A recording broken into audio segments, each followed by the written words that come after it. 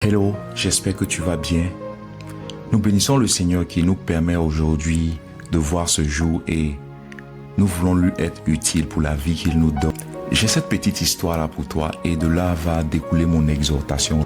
Loin de moi l'intention de pouvoir me vanter. D'ailleurs, c'est une expérience que j'ai vécue il y a de cela 6 ans. Je ne l'ai jamais postée sur les réseaux sociaux. Ça, vraiment, nous sommes sur les réseaux sociaux pour pouvoir être une bénédiction, pour édifier, pas pour se faire voir. Il y a de cela 6 ans, le Seigneur me fait la grâce de pouvoir visiter une nation, un pays extraordinaire qui est le pays de Singapour. Et je vais là-bas et Dieu me fait la grâce de rendre ministère dans une église et les gens sont bénis, les gens sont touchés par la grâce de Dieu. Et à la fin du programme, le pasteur me dit, ton message et ton ministère nous a tellement bénis.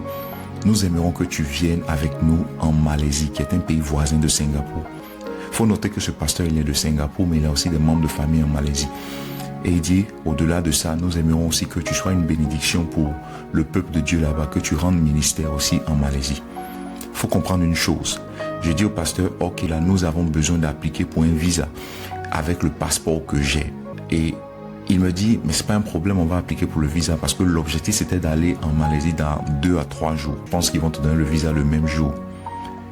Quand il a dit ça, j'ai compris que le pasteur et moi, un homme formidable, cet homme-là et moi, en langage, on n'avait pas les mêmes origines. Je vous explique. Lui, il est de Singapour. Le passeport qu'il a est un passeport puissant, l'un des plus puissants passeports au monde. Il peut rentrer dans plusieurs pays sans visa, notamment la Malaisie. Lorsque j'ai échangé avec lui, il dit de toute sa vie, il ne se souvient pas avoir appliqué pour un visa parce que la majorité des pays qu'il veut visiter, c'est juste une question de billet d'avion. Il prend son billet, il s'en va. Je ne parle pas pour tous les habitants de mon pays, je parle de certaines réalités.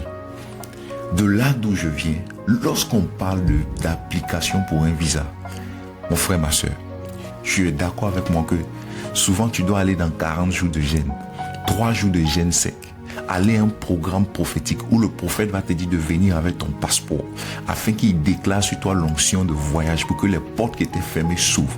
Quand tu commences maintenant à faire tout ça après ces temps de jeûne là, lorsque tu appliques pour le visa, la liste des documents qu'on te demande à cause du passeport que tu as, loin de moi l'intention de dénigrer une quelconque nation, j'aime mon pays.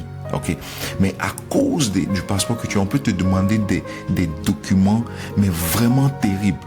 Juste pour rire, parfois on peut te demander ton résultat de BPC ou je sais pas quoi. Ou ton reçu de paiement d'inscription de CM2. Je veux dire qu'on te donne une liste de documents. Lorsque tu soumets tous ces documents-là, pendant que tu es dans l'attente du visa, il y a souvent même ton propre frère, ton cousin, ton ami qui dort à côté de toi. Il ne sait pas que tu envisages de voyager parce qu'on t'a dit qu'il faut garder ton voyage secret.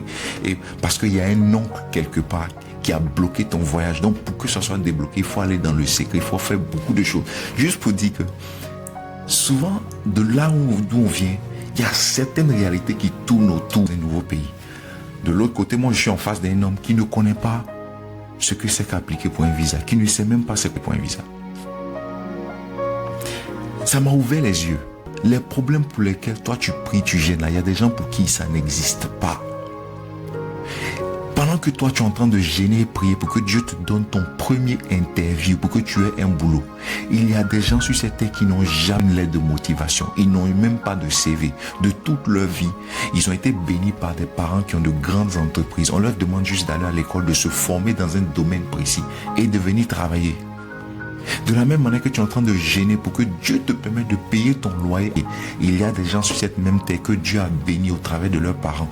Leurs parents ont fait de grandes réalisations, de grandes propriétés.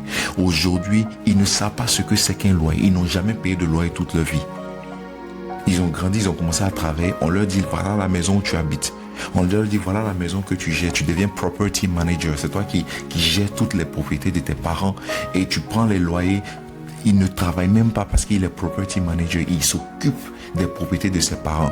Je connais un personnellement qui aujourd'hui il peut librement servir Dieu parce que ses parents ont travaillé. Je bénis Dieu pour la vie de nos parents. Ils ont fait ce qu'ils pouvaient. Là où ils se sont arrêtés, nous devons continuer. Tu aurais échoué si tu dois recommencer là où tes parents ont commencé. Pendant que tu économises pour ton premier loyer, Il y a des gens qui n'ont jamais acheté un terrain de toute leur vie parce que ceux qui sont venus avant eux ont acheté des maisons, des immeubles, ont été bénis. Eux là, ils sont venus juste trouver comme ça. Mais c'est pour dire une chose. Les problèmes pour lesquels tu pries, les problèmes pour lesquels tu gênes, il y a qui ne font pas face à ces mêmes réalités-là. Moi, je crois à une dimension sortie des difficultés et il te met au large pour que plus jamais ces problèmes-là n'arrivent encore. La Bible dit, si tu vas dans le livre de Psaume chapitre 18 verset 19, la Bible dit, il m'a mis au large, il m'a sauvé parce qu'il m'aime. En écoutant ce message, c'est juste pour te motiver à entrer en prière, que Dieu te mène au large, que Dieu te mène au large, que Dieu te positionne dans une dimension où les problèmes qui se sont passés dans les générations avant toi ne se répètent pas dans ta vie. Je crois fortement à une dimension où Dieu t'épargne de certains problèmes, de certaines difficultés, de certaines épreuves. Crois-moi, il y a une saison où on passe par les épreuves. Et ces épreuves-là nous forgent, nous rendent forts. Mais je ne peux pas admettre que je passe par une épreuve et Dieu me fait sortir de cette épreuve-là, me donne la victoire. Et je regarde demain mes enfants passer par la même épreuve. Non. Il faut que nos enfants arrivent à un stade où ils disent, ce problème-là, je ne savais pas que ça existe. Pourquoi? Parce que papa est passé par là déjà. Il y a une période où tu vois les ennemis, mais il y a une période aussi, il y a la saison où tu ne les verras plus jamais. En Exode chapitre 14 verset 13, vous allez lire, vous allez voir que Moïse a répondu au peuple, il dit, ne craignez rien, il dit, restez en place et regardez la délivrance que l'Éternel va vous accorder en ce jour.